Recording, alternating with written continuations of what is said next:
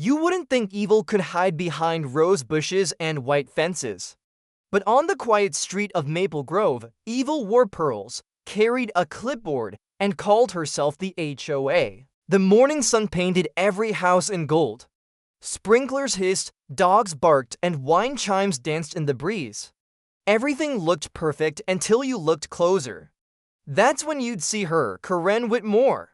Every morning at 8, she patrolled the neighborhood like a soldier on a mission, searching for violations. And across the street lived the one man she should have never crossed, Police Chief Daniel Brooks. A man who'd seen war, justice, and pain, but never expected the next battle to happen right on his front porch. Daniel had moved to Maple Grove for one reason: peace. After losing his wife to illness, he wanted a quiet life for his daughter, Lily. Lily was 16, with soft brown hair and the kind of smile that made people gentle, but her heart wasn't strong. Born with a chronic heart condition, she needed constant care, and the porch became her little piece of freedom. Every day, she sat there with her oxygen tank, sketchbook in hand, watching cardinals flutter in the yard. Neighbors waved, some brought cookies. Everyone loved Lily except one person. Karen stood at the edge of her perfectly trimmed lawn, frowning. Her eyes landed on Lily's porch, the oxygen tank gleaming in the morning sun, a soft blanket draped over the chair, and a few pastel drawings pinned to the railing. Unacceptable, she muttered, jotting something down. Moments later, she was at Daniel's doorstep, clipboard ready like a sword. When Lily answered the door, Karen's tone was sharp. Young lady, this porch doesn't comply with HOA aesthetic standards. The equipment, the blanket, it all needs to go, Karen said cunningly. Lily, with weak smiling, replied, ma'am, I need the tank for my heart. The air outside helps me breathe better. Rules are rules. You can't just turn a porch into a hospital room. Tell your father to remove it, 24 hours. Or I'll fine you, Karen shouted restlessly. Lily nodded quietly, her eyes glistening as the door closed. That evening, Daniel came home late from the precinct, still in uniform. He found the notice taped to his door: HOA violation, unapproved porch equipment. He sighed, shaking his head. He knew who it was from. Karen had already sent 2 notices, one for the mailbox color, another for overgrown roses. He looked at his daughter, sitting silently on the couch. Don't worry about it, sweetheart, he said softly. I'll talk to her tomorrow. Lily nodded, trying to smile, but deep down, she was scared of the woman next door. The next morning, Daniel was called in early for an emergency meeting. Lily stayed home, wrapped in her blanket, sketching quietly on the porch. Karen, of course, was out patrolling again. She spotted Lily sitting outside, despite her warning. Her face twisted in rage, defying the HOA, not on my watch. Karen stormed across the street, phone in hand, filming as if she were catching a criminal. Karen shouted, you were told to remove this. This is violation number 3. Lily replied nervously, please, my dad's not home. I'm just sitting here for a bit, the air helps. Karen barked, enough excuses. Karen glanced at the wheelchair, then the porch rail, and did the unthinkable.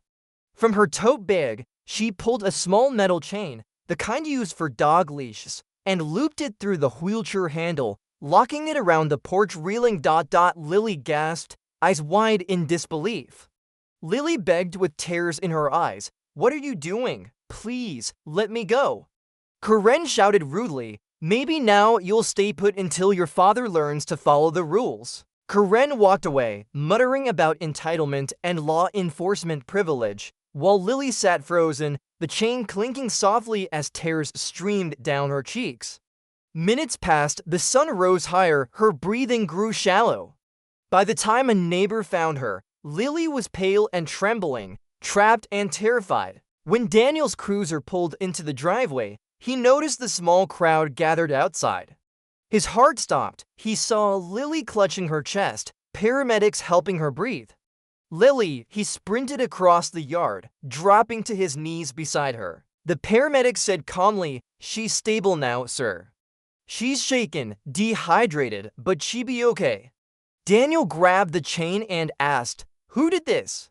A trembling neighbor pointed, "Karen. She said it was an HOA rule." The world around him fell silent. Daniel's jaw clenched. He picked up the chain, the metal cold and heavy in his hand, like proof of madness. The next morning, Maple Grove was eerily quiet. Karen was at the HOA office, sipping her coffee and bragging to the board. If people can't respect the rules, maybe they don't belong here. The glass doors swung open, and in walked Chief Daniel Brooks, not in casual clothes this time. Full uniform, badge gleaming, hat tucked under his arm. Every conversation stopped. Karen froze mid-sip. Daniel walked right up to her, his voice low but commanding. "Mrs. Whitmore, you chained my daughter to a porch." Karen laughed nervously. "Oh my. Chief Brooks, I didn't know she was your daughter. It was just a misunderstanding." "No, it was child endangerment. You restrained a minor.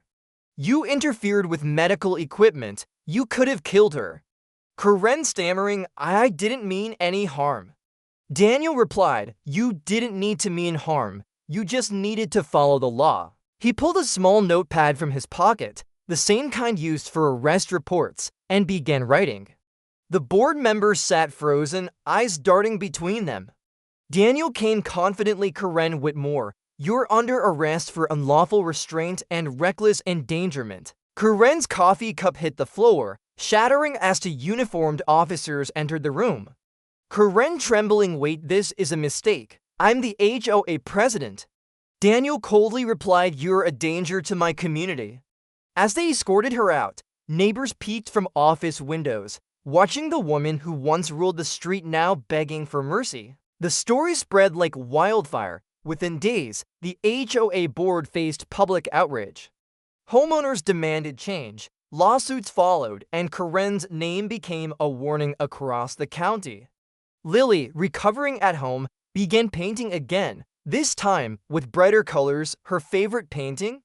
A little house surrounded by open air, with the words, "Freedom is kindness." Daniel hung it on the porch wall. Months later, a new neighbor moved into Karen's old house, a young couple with a toddler. Daniel welcomed them personally, helping carry boxes up the steps. Lily watched from her porch, smiling, sunlight warming her cheeks. Daniel smiling faintly, every word. Neighbor said, "And you're still living across the street?" Daniel replied, "Because peace isn't about where you live, it's about what you stand for."